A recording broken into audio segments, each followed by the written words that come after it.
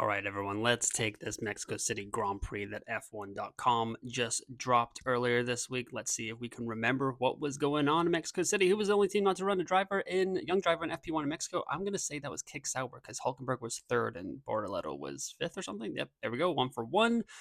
Not a bad start. Antonio Fuoco drove in FP1 for Mexico. I don't know. I'm going to say Behrman, maybe? Oh, no, that was Antonelli. I said Behrman. It was Leclerc. Wow, that was a long time ago. My historical F1 knowledge maybe not that good. Paul Aaron drove for Alpine. The Estonian previously drove in practice at Silverstone. That was for Sauber, I believe. Yes, because he was kind of like flip-flopping amongst teams. Okay.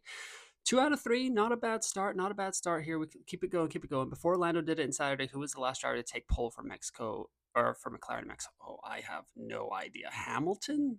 Nope. Oh, Berger. Oh, okay. Once again, my historical F1 knowledge not up to snuff.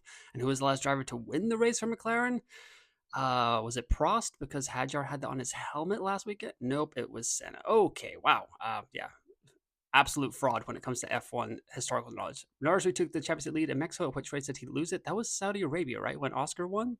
Okay, perfect. Back on track here. I know recent F1 stuff, I guess, except F2. Ollie Behrman equaled Haas's best ever result. This is in my team selection video or my Ollie Behrman thing. So it was Roman Grosjean at the Austrian Grand Prix in 2018. Good job, Roman. Next up, 3 questions to go here. Okay, we're going. One driver beat his teammate in the Grand Prix for the first time on Sunday. Who was it?